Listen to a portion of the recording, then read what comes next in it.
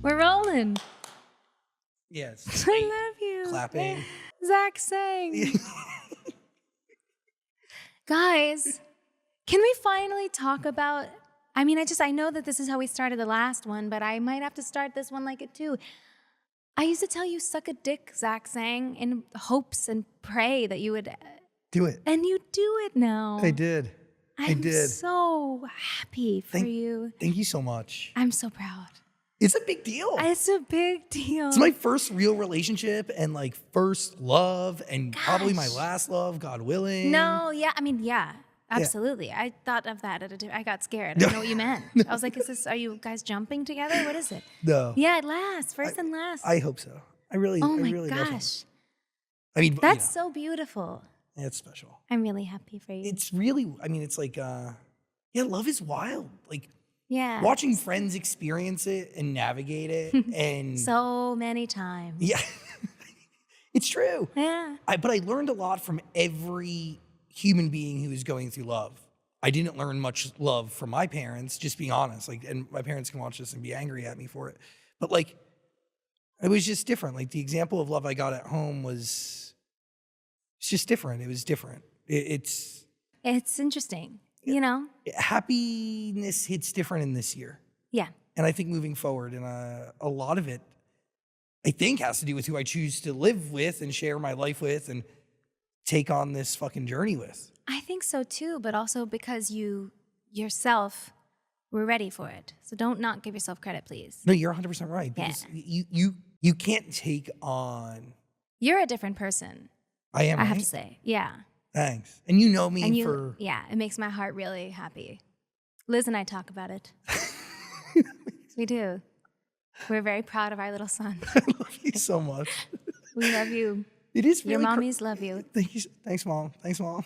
Like, I went through like a whole year period where I just exclusively called you Mom. Yeah. I the did. two of us, that's what we are. It's true. That's our most important role. It was so funny. This morning I was thinking about Liz as like an Italian mother. She's recently given Italian mother more than ever before. More than ever, but she's given it since she was 12. Totally, but now it's oozing out of her. 100. Well, it's like among us. It's coming. It's right here. It is. You think? No, but not at all. But sorry. No, it's not. But also you know what I mean? She treats all of her friends like children. Which she has for a while. She treats her dogs like forever, children. Though. She treats like her very old friends like kids. Yeah, she's very maternal, but is not pregnant. At all. So everyone, just to make it extra clear. Yeah, no. No, thank you for acknowledging though that love, because it's been like this weird thing in my life that, I don't know, like in my relationship world, like been stunted a little bit. I've seen him. Yeah. I've seen it. We've seen each other's. Oh my God. We've both seen a lot of each. We've both helped each other through so much. I remember I called you the first night I thought I was going to lose my virginity. Mm-hmm. My God, this was like 5 years ago. No, longer than that. 7? Could be 9. Whoa. Yeah, I've known you 15 years. Oh my God, that was so long ago. Long ago, and it was to a girl. Yes, That's how long ago it was. And then didn't you walk in and she was like, fucking your brother or something? This is fucking somebody else. I'm kidding. In my sister's room. I'm kidding. You were close.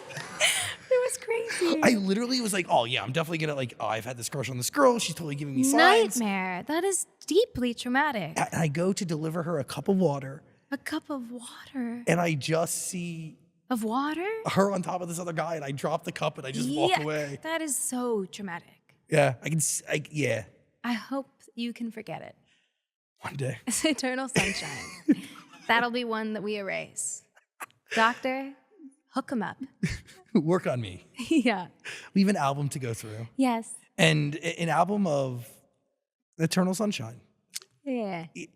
Yeah. What was the hardest song to write, and what was the easiest song to write on this album? Oh God,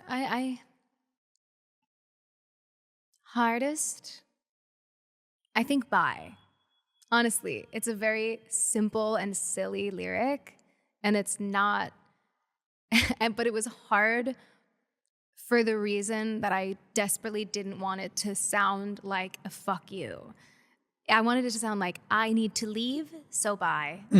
You know, I wanted it to be kind of rooted in self-awareness and not fuck you, you go, but with love, I'm emigrating from the situation. That's why I put it after the intro, End End of of the the World, because it asks a question that is sort of takes accountability and is self-aware, and then going into Bye is like prefacing it, because I think my biggest fear on when it comes to songwriting in general is just kind of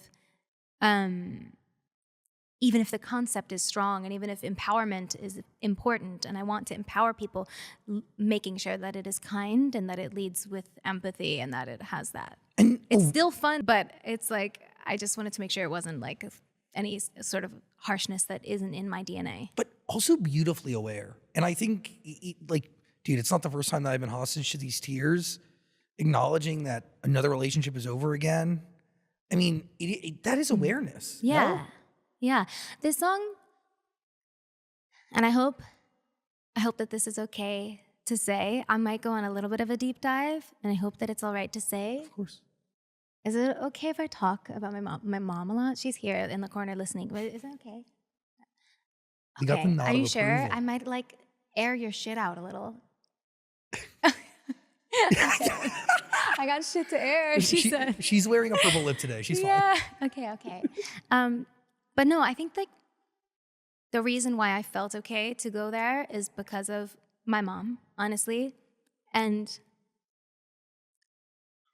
whoa.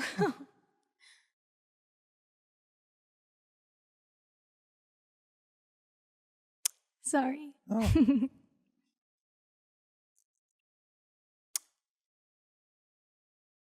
Almost there. Okay. I think a lot of I think growing up, kind of, you want what you don't have. Like my parents got divorced for all the right reasons. They weren't supposed to be together. And you kind of crave when you grow up the happily ever after. The one is the one is the one. So you ignore all these issues and you kind of, you cling on to that fairy tale. You kind of self-abandon. And I think my mom is a fierce example of not doing that. And a massive thing that I learned in my year of Saturn return is that my fears of replicating a certain cycle was actually the opposite. I was like, oh, wow, I want to be so much more like her than I am. I want to have the strength to say bye kindly when something isn't fucking right. It's as simple as that. And she's the strongest, most brilliant person I know. And it's also a disco track, which is my mom's favorite thing in the world. So it kind of feels like my mom's song or like something that I wrote from my mom's perspective almost, because that's something that I watched her do a few times. And yeah, that's kind of like I watched my mom do the same thing. Yeah. And there's strength in goodbye. Yeah. Because it's hard, especially when the most is invested. Yeah, and especially when you do have so much love, you know?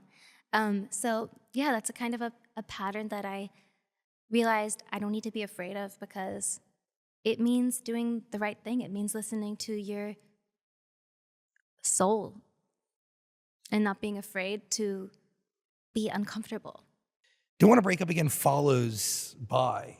And Yeah. they are coupled. Again, like these songs are connected. So when you listen, the best way to listen is in totality and top to bottom. I believe so. I prefer it that way. And then when you have your favorites, once you know, you can do it if you want. But yeah, they are coupled in an interesting way, because it's kind of like Don't Want to Break Up Again is kind of like the hangover of Bye in a way. It's like, okay, that this has happened, but I'm reflecting. And there are so many polarizing feelings that we experience as human beings, kind of with regard to one situation. And that's what I like about these two being back to back, because in Bye, I say, at least we know we tried, didn't we? The two of us, we did good. And then in Don't Want to Break Up Again, it's like, well, you didn't even try till the end. You did, like both feelings exist at different, you know what I mean? So I like the humanness of that. I like that they are layered and complicated, and all of the different emotions that come with loving and leaving are kind of showcased, I guess. It's a process, right? Like it's not just a one and done situation. It is something that is felt and experienced, and it's over time. So Yeah. a song like Don't Want to Break You Up Again and then Bye, how long or how many different versions of those songs exist before you got the version that we hear today?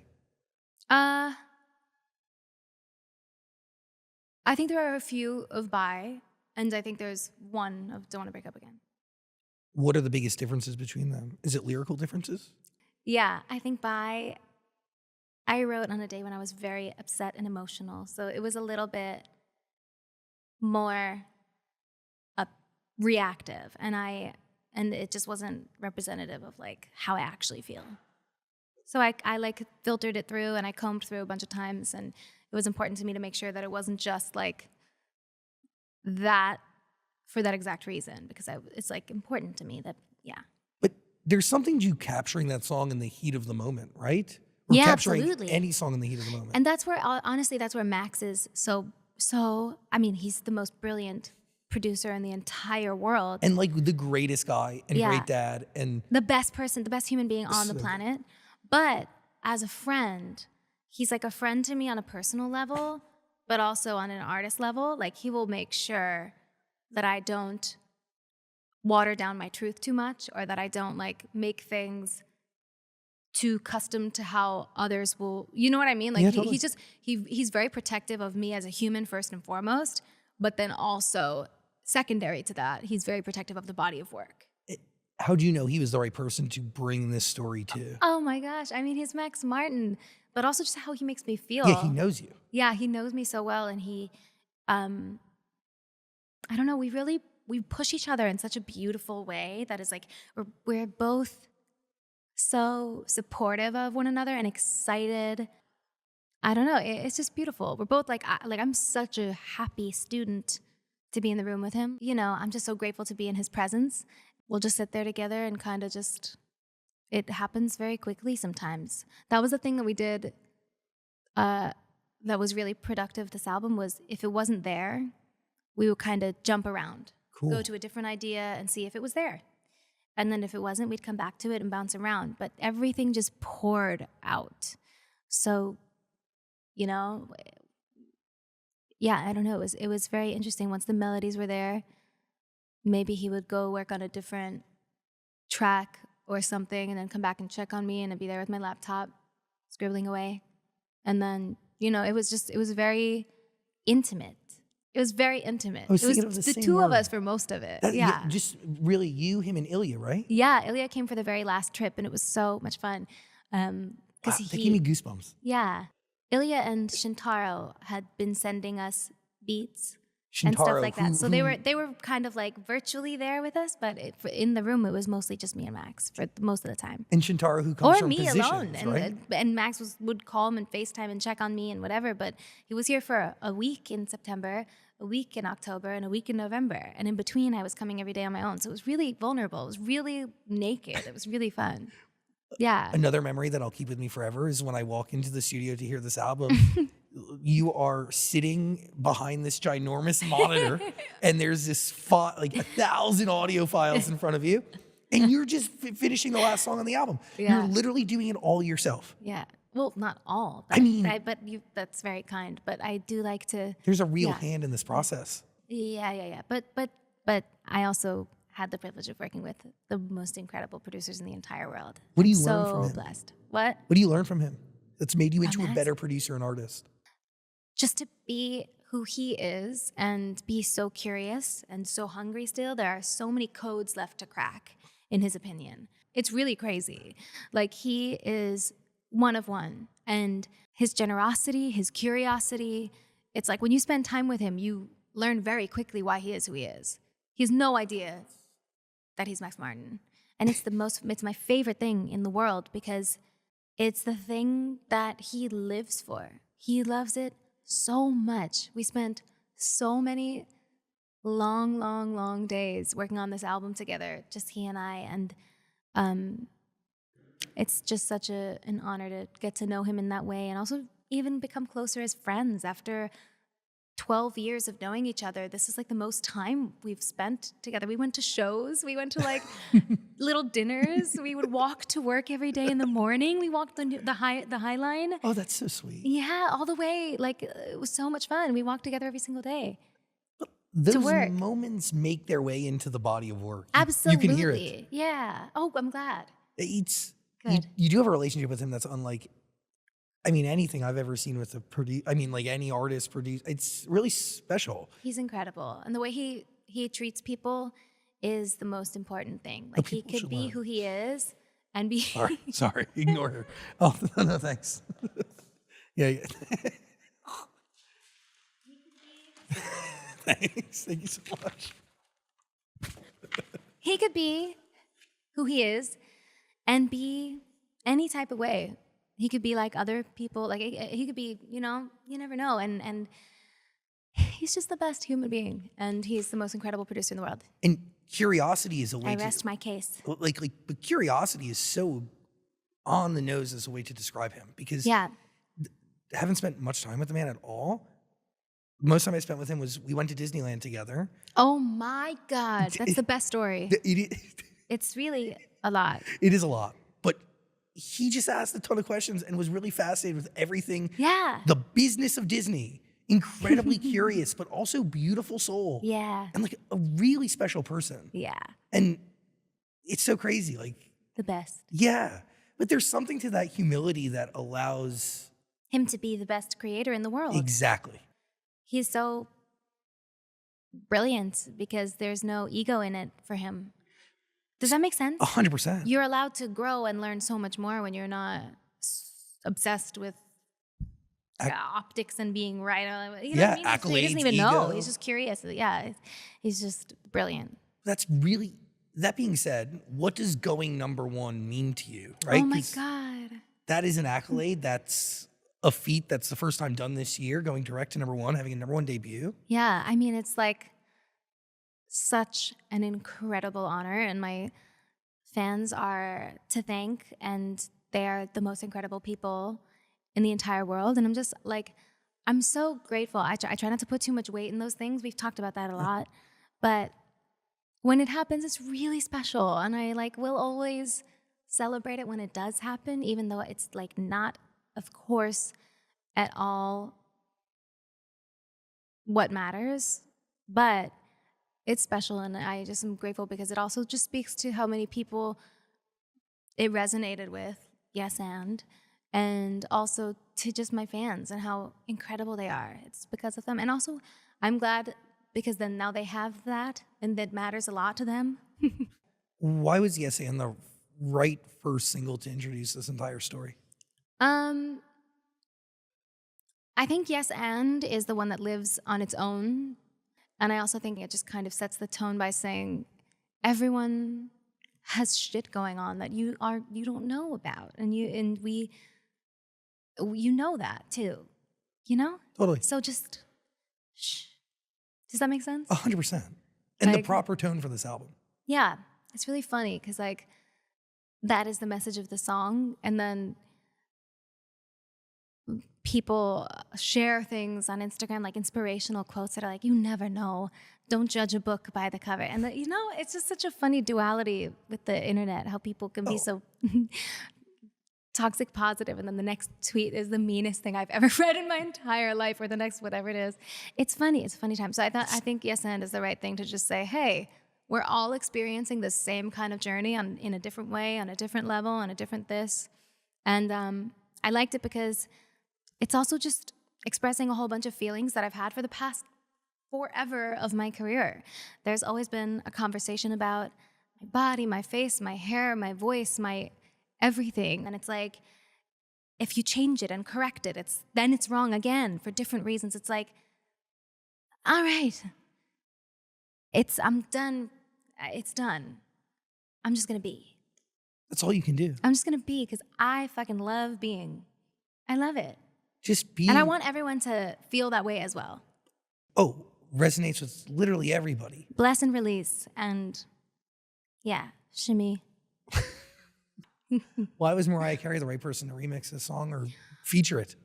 Oh my God, because she's the queen of my life.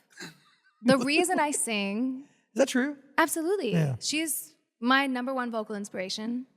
Obviously, You did it- she's mother. That is mother. That's real mother. I remember, I'm pretty sure I had a physical CD of Ariana Grande covers. Emotions. And Emotions was one of them. 100%. Diamonds was another one. But That's like, great. We're That's Only great. Girl in the World. There's Shut like up! I Oh my remember this God. fucking, yeah, Joe knows. Yeah, I remember this fucking CD. No, but I mean, it's I bumped it. it's almost, it's like the dream come true. If you're gonna have anybody do a remix, Crazy. it should be the queen of remixes and of 90s music and of all music, but also of my life, like queen of my life. And I love it so much. It's so good. It elevated it so much. She's the queen. When did you write her verse? And like I didn't. She did. What? I was like, please, if it's not too much to ask, just go. Do whatever the fuck you want. She did the intro, like all the high whistles in the intro. She did the pre-harmony. She did the hook. She doubled the hook. I was like, Serban, can you please make her vocals louder than anything else in the song? I want to only hear the harmonies. I want to only hear her ad-libs. I want to be in the background, as quiet as humanly possible. It's my heaven. She did the whole bridge, all these ad-libs. Oh my God, it's just so surreal. What an honor, my God. That's really special. It's so special. And I feel like a song that, I don't know. I mean, it resonates with everybody, but also, yeah, to have someone who, oh my gosh, has probably felt this way in her career, I would imagine, so many times, you know? The queen of just kind of rising above it all, and to have her grace it, oh my God. Can you genuinely tell me what it's like to have respect from people you have idolized in this lifetime? Because it doesn't stop with Mariah Carey. Like, and this is not the first time you've worked with Mariah Carey.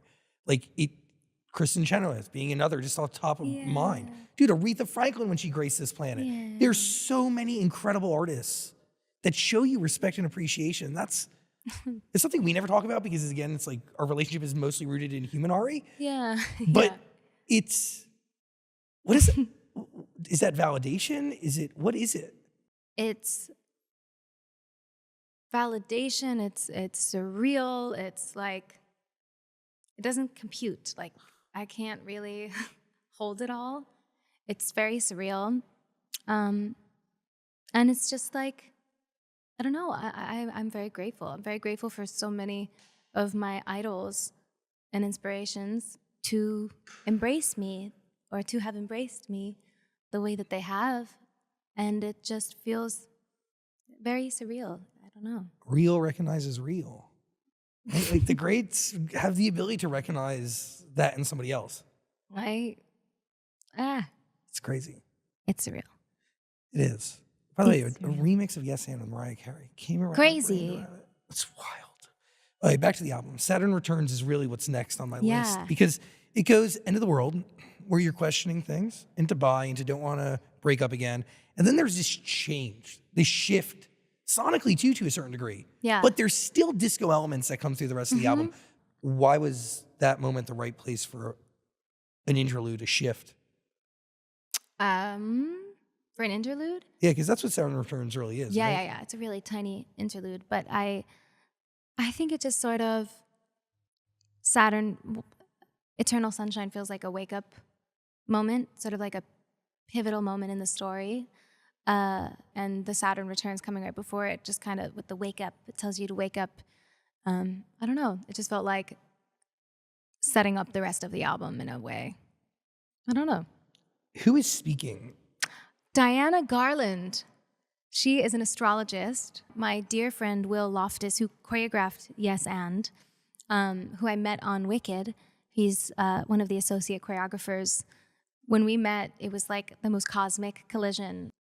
And he sent me that vocal that he like chopped and put together. And he was like, this made me think of you. And then Ilya put orchestration under it. And I was like, I hope it's okay that this is going on my album. And he was like crying. What does astrology... And I was crying too. The role of astrology in your life has meaning, right? Yeah, for sure. I mean, even tarot cards. When I went to the Yeah, yeah, studio, yeah. you gave me a reading. You've been doing readings on set. Yeah. What do you look to astrology for? Is it understanding of what you're going through? Is it an understanding of what will be? Yeah, I think it's kind of a tool to help us hear what we need to hear sometimes and kind of look forward with hope and awareness, and also reads us for filth sometimes. Sometimes we need to hear it, and just looking to something bigger than us to kind of help us make sense of it. Does that make sense? Totally. By the way, if you don't know what it is, and we explained it, in part I'm one. sipping a hidden coffee. Go ahead. Go on. Go ahead. Talk. It is when you're born, Saturn's in a certain position, and it takes 29 and a half years for Saturn to return to that position. And when it returns to that position, you are faced with deep awareness of oneself and a confronting of patterns, correct? Yes. And a wake up. Course correction, one would Course say. correction. When you think, when do you know for certain that it's the title of the album? Well, I've always loved that movie since I was a little girl. I am a huge Jim Carrey fan. I always have been. And I was always sort of attracted to the idea of writing a song around that. But I think once I realized that the rest of the songs were kind of forming a story that felt kind of similar to Eternal Sunshine, where there's sort of this like cycle, this, that Totally. everyone's trying to break, it just fell into place. Do you believe in that? Like, is there something to when you're making music, just letting go to the universe and or wherever your brain will go and just seeing what happens? Because we have like artists come on the show and like there's a few different schools of thought, but like one artist may say like I write 100 songs and that's how I become a good songwriter. And then Chris Martin comes on a bunch of times and preaches about how the universe gave him Viva La Vida and he just like opens himself up and it just beams from the fucking sky. I love that. But is there an in-between anywhere where like craft Absolutely. meets the universe? Yeah. I'm somewhere in between. I've learned. I don't know. I sit somewhere between being a literal witch, I'm not kidding, and being like the most realistic, cut, dry, like, Yeah, totally. I don't know. I feel like I'm my most productive when I am open and also when I pretend no one's ever going to hear it. That's when I'm my best, I think. At what point in the process do you have to be reminded that people will hear it? When it's over. Got it. And then I backtrack many steps and I clean things up and I figure it out. Just kidding. Supernatural. Mm-hmm. This song really, there's two songs I feel the most understood by on this album. Mm-hmm. It is Supernatural. The horniest one? I mean, a little bit, yeah. That's what you it's feel? very much connected to my current life. Really. Like, it is so connected. That's so funny. It is- You're like the one I align with the is- most. The one That's so about that's sweet. alignment. I am so happy for you. Yeah. Thank you. Yeah. Thank you again. Thank you. Do you believe that the right love is actually supernatural? What the fuck are you talking about? That's where I'm at right now in life. That's beautiful. Thanks. I love that. Thank you. It's really special. Yay. It is a special place. What was the last song you wrote for the album? Imperfect for You, which is my favorite. Why is it your favorite? I love it so much. I don't know why it's my favorite. I think sonically it's my favorite. It's very different for me. It's very like trippy, rubber soul vibes. And that is kind of my favorite music to listen to. And I don't think I've ever really explored it for myself. But it just felt really fun to lean into it and make something like super trippy 60s, organic feeling, just capturing that kind of thing. There's something special about being able to be your truest self with someone. Yeah. No matter how imperfect that person may be at that time. Or I am. Yeah, totally. Yeah. No, that's right. Yeah. Totally. I'll be the one you love to hate. Oh, moving on. Yeah, go on. Oh, wait, no. Move right on. Go on. No. Moving. No. I want to talk about one of the lyrics. Everyone over there is tired. Let's go. I don't think that's true. Well, maybe they're all on their phone. I see you all. Jesus Christ. No, they're done. They're done. They're all done? They've all checked out? They've all out of it? No, but what is the most fulfilling part about making an album? When you write a song that you love so much and you are driving home or walking home and you have your headphones on and playing the bounce over and over and over again and just not being able to sleep because you're so excited about it and like waking up with it stuck in your head and like yesterday this didn't exist and today it exists. And it's like this crazy, I talk to Max about this all the time. He's like, isn't that the fucking craziest thing in the world? It will never get old to me. He's like, it will never. Jesus. Oh, that one was near and big. That was giving train. That one was near and big. Are we in the way? No. Did something come through here? Something comes through. Something's got to come through. That was here. Oh, I have lipstick all over my chin. Come in, Michael. But I think that's the most crazy thing. Can we do this while we talk? Yeah. It's giving Mimi. It's giving Mariah. Thank you. There's, Michael Anthony, everyone. We wear the same shoes and same pants. We really do. I complimented your shoes when you came in. And you were like, you talking to me? Fuck yeah, I'm talking to you. There is something, though, to being able to create something from nothing and the beauty involved in that. No, it's the craziest thing. We said yesterday, or not yesterday, but we said many times during this process when we became obsessed with these songs. Thank you, I love you. May I have a lippy really quick? I'm so sorry. I have been making out with this microphone, it seems. But there's this thing where you can't believe, thank you, where like you come in and, oh my God, Michelle Sugar Moss is gonna love this. Thank you, I love you. Thank you, I love you. But there's this phenomenon. It's like the craziest thing in the world where you leave, you go to work and something happens and the next day, like this thing is there that was never there before. And it's just, you can hear it and it's beautiful and you're proud of it and you love it. That is like one of the many things, but maybe the strongest thing that I respect about artists is this creation of nothing into something and that something being so rooted in their identity and they put so much of themselves into something. Yeah. And you never know where that's going to go. And then the idea of sharing it. And then it becomes for other people to enjoy and it wasn't there the day before and then it's there the next day. And they may like it and it may resonate with them or it may not. And that's like such a beautiful thing. Art. We can't be friends. Is one of my just describing art. Yeah. As if it's the first time anyone's ever thought of art. And we have to go. Go on. We Can't Be Friends is second favorite song next to Supernatural. Yay. It's been in my head.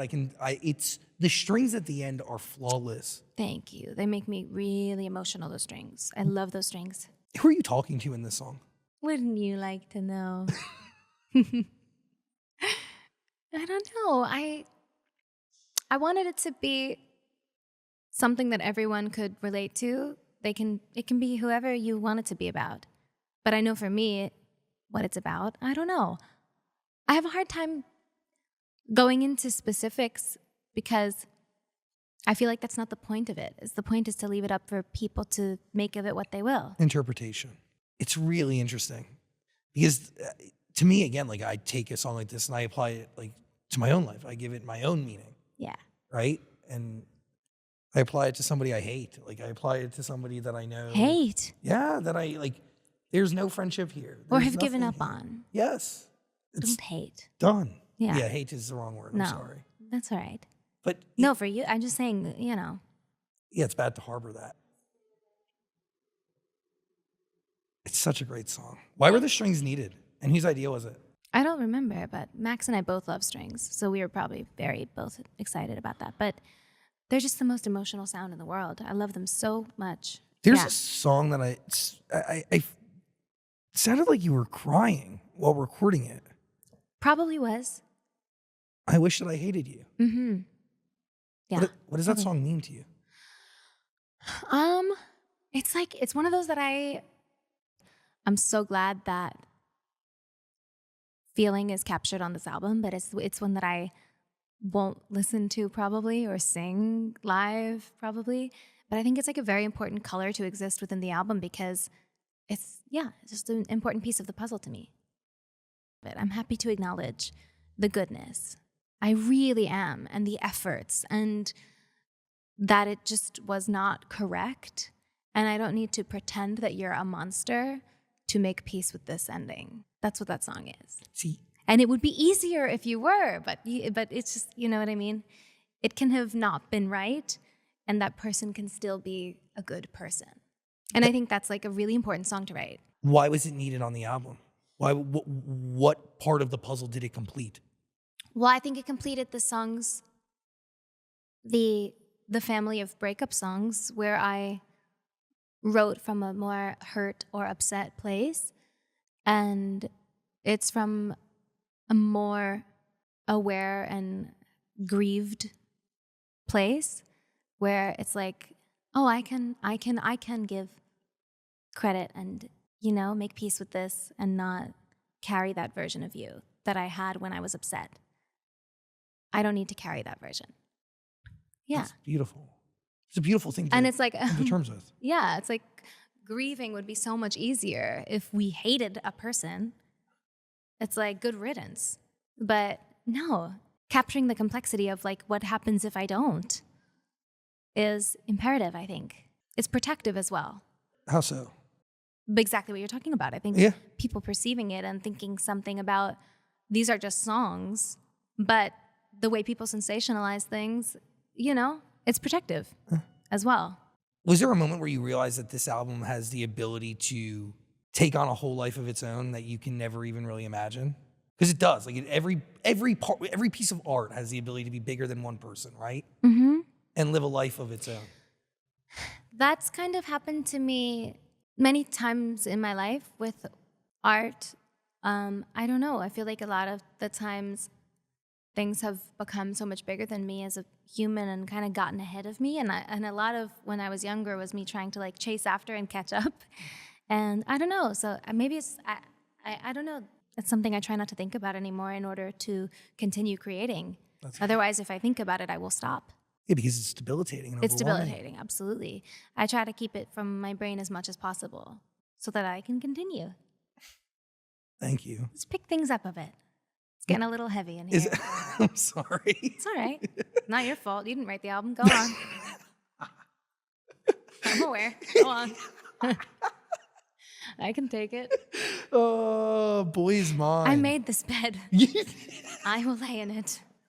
It's not true. Go on.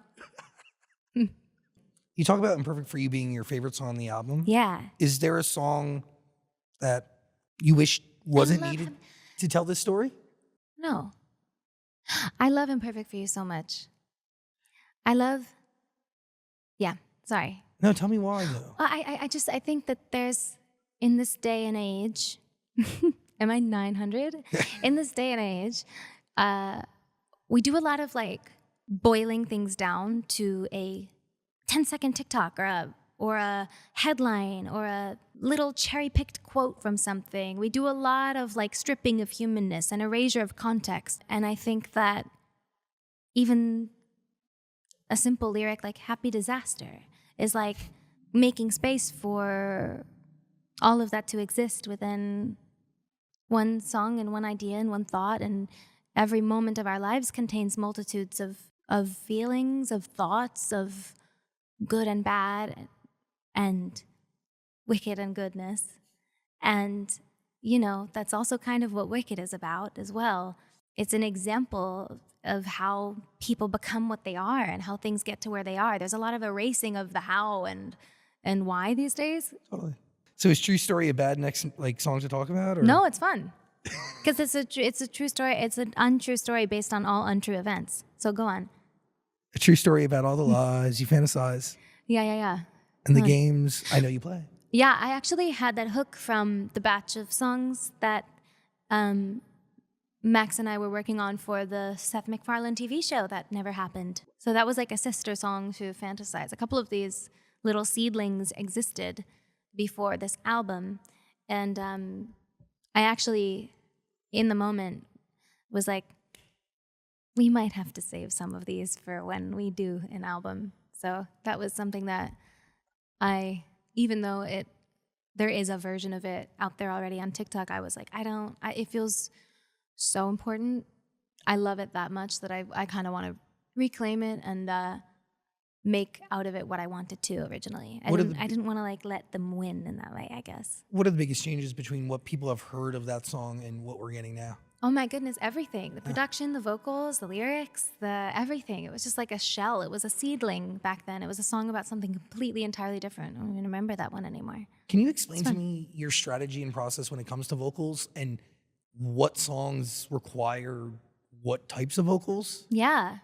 Well, I'm very picky when it comes to everything. No, but when I'm writing, I literally am writing sitting there with like a mic like this, and I'll just mumble in, and there's a demo version that exists for a while until all the songs are written, and then I'll come back with the proper, like, expensive, beautiful, perfect microphone for whichever vocal we're cutting. Sometimes we'll switch depending on what I'm singing. If it's, but this one we actually use the same thing the whole time. I think it was a Telefunken something. I don't know. Telefunken. Yeah. Good microphone. Let's go. Yeah. I used one of those for a second. Yeah, Definitely very not good. the one you use, but yeah. No. But yeah, and then, I don't know, I'm very discerning and weird when it comes to my vocals, because I often don't sing as much as I can sing on something, because for me it has to feel emotional and it has to feel honest. I don't like to just like sing for the sake of singing. But I am singing a lot more on this album than I was on the last like 3. So that's really nice. I enjoyed singing more. But then again, it felt honest too. So yeah. I think that's like really interesting. Singing for the sake of singing and not doing that and matching the emotion that the song gives. Right? Yeah, I'm not like an embellisher for the sake of embellishing. But you spend a lot of time, manipulating is the wrong word, but like layering and Yeah, texturizing that is my these vocals. favorite thing about that to me, because it's not like just singing. That's the voice as an instrument. So that to me is separate, because I don't feel like that's singing. That feels like music to me. I love adding so many layers and stacks and pads, even if you can't even really hear them, or even if we put like a filter over them so that it sounds like an instrument or a chord that's played on something. It's like, I love that. That's my heaven. I feel like that's something that not many people know about you is that you will sit behind a computer and layer and do all these vocals. That's all I do. Well, and you have since I met you in like 2009. Yeah. I remember the first song I ever heard of yours, and it was just that. Like, Yeah. Only that. I mean, dude, I remember the song like it was yesterday. I like my idol is Mariah and Imogen Heap. Yeah. And I feel like I sit somewhere in between the two of Totally. them. Like that's where my brain learned everything, from Imogen on the production side and Mariah from the vocal and songwriting side. And both of them, I don't know, in a blender has always been my sort of goal, I suppose. What first pushed you to learn exactly how to work these programs and be more than just somebody who comes in and lends vocals to something? Well, I loved watching Imogen. Like when I was a little girl, I fell in love with her.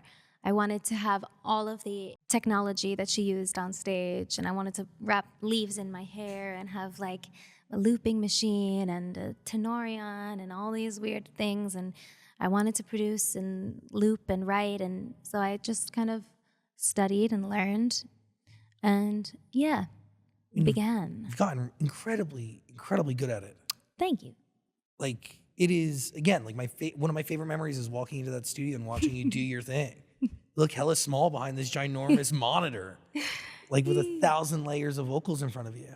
Thank you. Working on the last song on the album that features Nona. Yeah. What was it like playing the album for her? I didn't play the whole album for her, but I did play the song that she's on. Okay. She was very excited to be on the album, and she was very moved by it, and she loved that she was there. And then she told many stories about all the different times she's been on my albums. She was like, it's not the first time. There's been many more. I was on the first one. Yeah. It's interesting because the album starts with a question and ends with an answer from a person that I love and trust so implicitly. I cherish what my family has to share with me. An advice that I call upon in my own existence. Like I listened to You that. texted me about it. Yeah, I was like, I need to hear that fucking voice memo. I just need to hear the reminder. I need The funny that thing, lesson. not to like change topics, No. but The funniest thing about that voice memo is that sometimes when I'm with Nona, I will just record her for like hours because she's the funniest fucking person on the planet. And that tiny thing is in the dead middle of like an hour of her and Shirley like bitching about men and about feminism and about how it's the funniest. Someday there'll be an extended cut of the song and you'll hear Shirley, her best friend, and Nona talking about all their craziness. There was in my head a version of the album where I was going to interview like Nona and all of her friends and like my mom and like Lainey and like like everyone. But really strong women. Yeah, and just like showcase as interludes stories and like about love and learning and relationships from just women that I love so much, but I didn't have time to do it. But that existed in my head for a while. Understanding that this is a story of strength, right? You tell me. I believe so. I believe so. I mean, it starts with doing something that's incredibly strong. And it ends with one of the strongest human beings in your life giving you an answer to a question you desperately need. Sorry. No, please. Please. By the way, if you haven't listened to the album yet, you should. There's going to be a link in the description below. Thank you. Yeah, you should be proud of this one. Thank you. You really should. How are you feeling? I feel good. How are you feeling? I'm feeling great. I honestly want to go listen to We Can't Be Friends. It's good. It's really good. Is that everything? I think we've covered a lot here. What are we missing? Let me look through my notes. Nothing actually. Hey, dude, we've covered everything. We've covered. We didn't talk about The Boy's Mine. Can you explain this song to me? Yeah. Oh my God. How do we forget? That's going to be everyone's favorite. And it is. Unfortunately. Why do you say unfortunately? No, because I think it's just like naughty. It's the version of Fantasize on the album that they wanted to have that, it's just like a sexier, naughtier one. And I think it's more provocative than the rest. But Oh yeah. But it's it's not about what you think it was about. And it's also a song that I've always wanted to interpolate. Is that what the kids are calling now? 100%. Yeah, I have like many different versions of it from like years ago but this is like not that, obviously. Wait, who are you? What interpolations on it? Just the title. Oh. The title, The Boy's Mine. That's it. Got it. Because I remember there was an old song that I loved that you played me years ago, and it still comes up on Twitter every now and then. You sampled like TLC? Yeah, because of everything. Yeah. Sorry. Oh my God, that's right. You. Yeah, I just like that song back in the... You. Yeah, right? Yeah. That was supposed to be on... Was it Thank You Next? There's no Sweetener. Yeah. It's supposed to be on Sweetener. Mm-hmm. I love that song. Really good. I'm such a 90s baby. I have so many like 90s interpolation ideas, samples in my brain. But no, this one finally found a home. I wanted it to come after True Story on the track list because that song plainly says like, I'll play the bad girl if you need me to. Great. I'll do it here. And here's an example. So I kind of put it there for that reason, but it's supposed to be just kind of like, instead of fantasized, you can have this because I think this might be better, Oh my God. You're not only, that just broke my knee. I'm so sorry. Are you okay? Zach. You're going to bruise. And You just take me to the hospital. No, I am. I'm going to bruise. I'm very fragile. Okay, well, I'm anemic. I'm so sorry. Am I? I don't know. Can we get a doctor? I bruise like a peach.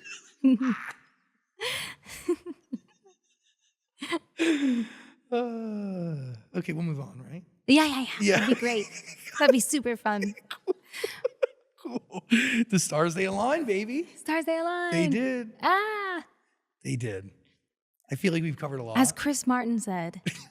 Can you do a tarot card reading for me? Oh my God, I wish I brought them. Yeah, what is What are you just walking around set looking to do readings Every for people? day. No, they come to me. Oh, interesting. They come to me. You are a witch? I am indeed. The witchiest witch. Something happened recently that I actually couldn't wrap my head around. I need to remember it. I need to remember it. I mean, to be fair, you couldn't wrap your head around it, so. It was the witchiest thing. Yeah, I couldn't, and I didn't. I forgot it. Clearly, you just have to keep Wait, going. there was something really witchy. Oh, Jim Carrey's birthday. Thank you, Mom. I announced Eternal Sunshine on Jim's birthday, and I didn't fucking know it was his birthday.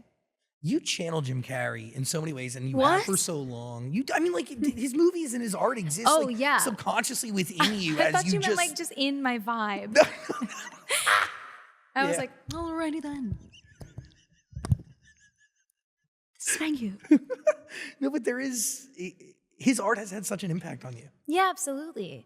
I also think I kind of like, I mean, he's so fucking brilliant. I love him so much. But also I think like I just am so enamored by his ability to, as he put it, I'm quoting him, take all of these broken pieces of himself and apply them to these different characters and heal through them and make use of them. Like, it's just so beautiful. I love it. Do you take any of that and apply it to what you do? I don't think I would say, I mean, intentionally. I don't know, but that's what I guess that we're supposed to do, is like make out of what is here and like transform these little like cracks and scratches into something more beautiful, I guess. There's like, yeah, I don't know. I guess it's just that he's just so beautiful. He's such a beautiful soul. I emailed him. I said, "Happy birthday, Jim."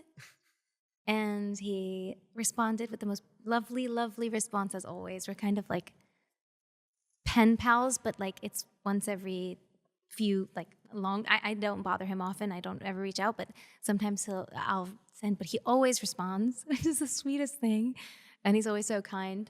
And then there was a follow-up to the response because I didn't want to answer again because I don't want to like, I'm like very like, whoa, I'm scared. I don't want to do too much this year. I love you. It's like, you know, but he responded again and he was like, I just heard about the album title. Like, oh my gosh, that's crazy. And I was like, oh no, he thinks I did this on his birthday. He thinks I'm so creepy and weird. No, you're just a witch.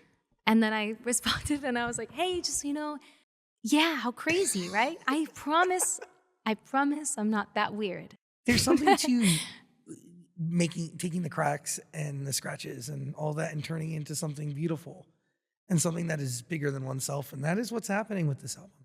Well, thank you. It's really special stuff. Thank you. I hope so. I love you. Thank you. I can't thank you enough for continuing to create art that is so present, future, but also rooted in these beautiful parts of nostalgia that really, really, really, really, really are timeless. And yeah, you cloak really beautiful stories in the most awesome sonics. And yeah, this is my favorite album so far. Thank you. I love you so much. It's mine too. I appreciate this. I love you forever. I love you forever. Yeah, go listen to Eternal Sunshine. This is my favorite of our interviews. My hand's sweaty. I don't want to. That's okay. Thanks. I love you. I love you too. Yeah, it's pretty sweaty, right? Be honest. Not bad.